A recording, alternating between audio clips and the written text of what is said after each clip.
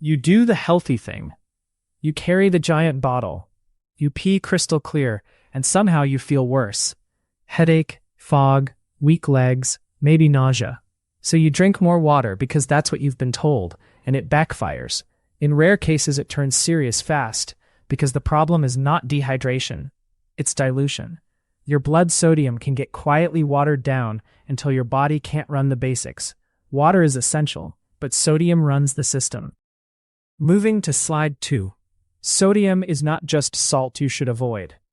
It's one of the main switches that keeps your fluid where it belongs. When sodium in your blood is in a normal range, water distributes predictably between your bloodstream and your cells. When sodium drops too low, water shifts into cells, and that swelling is why symptoms can feel like headache, confusion, nausea, and heavy fatigue. Sodium is also an electrical mineral. Your nerves rely on sodium gradients to fire signals. Your muscles, including your heart, rely on that same electrical setup to contract smoothly. Drop sodium too far, and you can feel weak, crampy, unsteady, or mentally slow. Blood pressure depends on fluid volume, and sodium helps you hold on to enough fluid in circulation to stand up, walk around, and train without feeling faint. And sodium does not work alone. It's paired with potassium. The balance between the two helps your cells and nerves behave normally. When that balance is off, just drink water can become the exact wrong move. Moving to slide 3. Dilution happens when plain water comes in faster than your body can clear it, especially when sodium intake is low and losses are high. Sweat is not just water. You lose sodium with it, and over a long session, a hot day, or repeated sauna trips, those losses add up. Your kidneys can excrete a lot of water, but they have a limit per hour. If you keep pouring in water on top of sweat losses and low salt intake, blood sodium can fall. That's why you can feel both hydrated and awful at the same time. Your bottle is full, your urine is clear, and your cells are swelling because the fluid is in the wrong place. That's the setup for the classic trap. Moving to slide 4. The trap usually starts with a well-meaning rule. Clear pee equals health. So you chase it. You carry the huge bottle and sip non-stop, even when you are not thirsty. You turn hydration into a background habit that never shuts off. Then you clean up your diet. You cut processed foods, which often removes a big chunk of your daily sodium. You stop salting meals. You choose low-sodium everything. Add a sweaty workout, hot yoga, yard work in the sun, or a long walk, and you have water coming in while sodium is going out. Here's the confusing part. As you get more diluted, you can feel tired, headachy, and light. That discomfort makes you think you need even more water, so you double down, and the loop tightens. A better rule is performance-based, not pee-based. Drink to thirst most of the time. If you are sweating for more than about an hour, or you are in heat, include sodium intentionally through salted food or an electrolyte drink. The goal is balance, not flooding. Moving to slide 5. Most people will never get dangerous hyponatremia, but certain patterns raise the odds. Endurance sessions are the big one. Long runs, long rides, hikes, team practices. If you drink large volumes of plain water and replace little sodium, blood sodium can drift down over hours. Hot yoga and sauna habits can add repeated sweat losses, especially if you treat them like detox and chase water before and after while avoiding salt. Low-sodium diets stack the deck. If your baseline intake is low, you have less buffer when you sweat or drink a lot. Small body size matters because the same bottle represents a bigger dose per kilogram, so dilution can happen sooner. And anxiety-driven drinking is real. Some people sip constantly to feel safe, to prevent headaches, or because they fear dehydration. If that's you, use structure. Keep water but stop the compulsive refills, and pair heavy sweat days with sodium. If you ever feel worse as you keep drinking, that is your cue to stop flooding and start paying attention to early warning signs. Moving to slide 6. Pay attention to early warning signs that your fluid and sodium balance is off. A headache after heavy drinking can be more than a hangover if you also kept pounding water. Nausea and a bloated stomach are common when you are taking in more fluid than you can comfortably handle.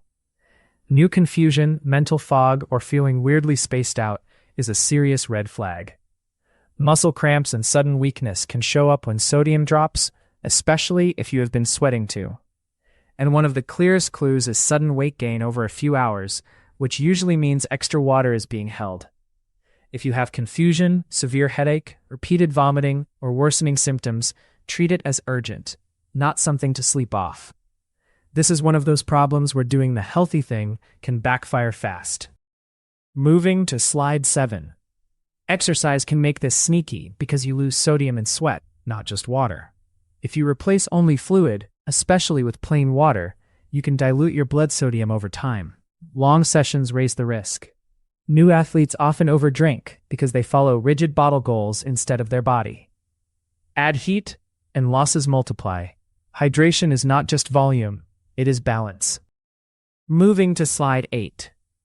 There are plenty of times when plain water is totally fine. If your workout is under an hour, especially in cool weather, you usually do not need a special electrolyte plan. If you ate normal meals with some salt before or after, that already covers a lot. The simplest guardrail is drinking to thirst, not drinking on a schedule just because a watch buzzed. Also, check the sweat factor. If your shirt is barely damp, you are not losing much sodium.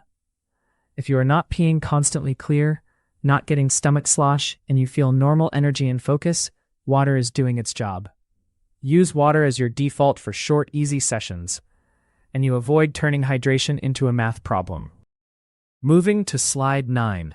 Use a simple hydration rule you can actually follow. Drink when you are truly thirsty, not because you feel you should hit an hourly target. If your stomach starts to slosh, you feel nauseated, or you get that heavy, waterlogged feeling, stop drinking for a bit and let your body catch up. Track body weight trends if you do long workouts. If you finish heavier than you started, you overdid fluid. If you are down a little, that is often expected with sweat. Most importantly, plan around your sweat rate. Hot days, long runs, and heavy sweaters need a different approach than a casual walk. The goal is steady performance and clear thinking, not proving how much water you can tolerate. Moving to slide 10. When you sweat a lot, add sodium on purpose instead of hoping it works out. Start with food. After a hard, sweaty session, have a salty meal or snack. Eggs with salt, a sandwich, salted rice, cheese and crackers, or something similar. For long sessions, especially over 90 minutes, use electrolytes that actually contain sodium, not just flavored water. Many sports drinks are too low if you are sweating heavily, so check the label and choose products designed for endurance or pair a drink with salty foods. Simple options work: broth, salted pretzels, pickles, or a homemade mix with water plus measured electrolytes. Do not fear modest salt if you have no medical reason to restrict it. Sodium helps you retain the fluid you drink in the right compartment and supports normal nerve and muscle function. The mistake is going to extremes, either chugging plain water for hours or treating salt like a free pass to ignore thirst.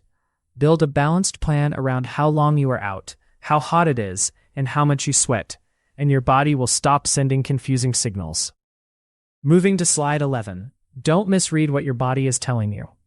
A dry mouth is common after mouth breathing, caffeine, alcohol, or just talking a lot, even when your fluids are fine. A headache can come from heat, poor sleep, migraine, low food intake, or alcohol, not just dehydration. Cramps are even messier. They can be fatigue, pacing, low conditioning, nerve irritation, or electrolyte shifts, and not always a simple salt problem. Even sweat is not a reliable clue, because sweat salt varies wildly person to person, and it changes with heat acclimation. And thirst can lag sometimes, especially when you are distracted, pushing hard, or in very dry air. Your job is to read the whole pattern, not one symptom, because the dangerous mistakes happen when you assume. Moving to slide 12. There are a few red flags where you stop trying to self-diagnose and you get urgent medical care. Confusion, disorientation, or a severe escalating headache is not a normal "I just need water" moment. That can be heat illness, dangerously low sodium, or something unrelated that is time-sensitive. Vomiting after heavy drinking is another. Alcohol increases urination and impairs judgment, and repeated vomiting can rapidly worsen dehydration and electrolyte balance, and it raises aspiration risk. A seizure, fainting, or repeated near fainting is an emergency sign, especially if it happens during or after a long hot effort or after chugging large amounts of plain water. Rapid swelling in hands, feet, or face, or a sudden weight jump over a few hours is also a warning. That pattern can happen when you overdrink relative to salt losses, and it can progress fast. If you see these, don't try to fix it with more water, more salt, or a supplement routine. Sit down, cool down if heat is involved, and get medical evaluation. The smartest athletes treat these signs like a hard stop, not a challenge. Moving to slide 13. Here's your two-step plan.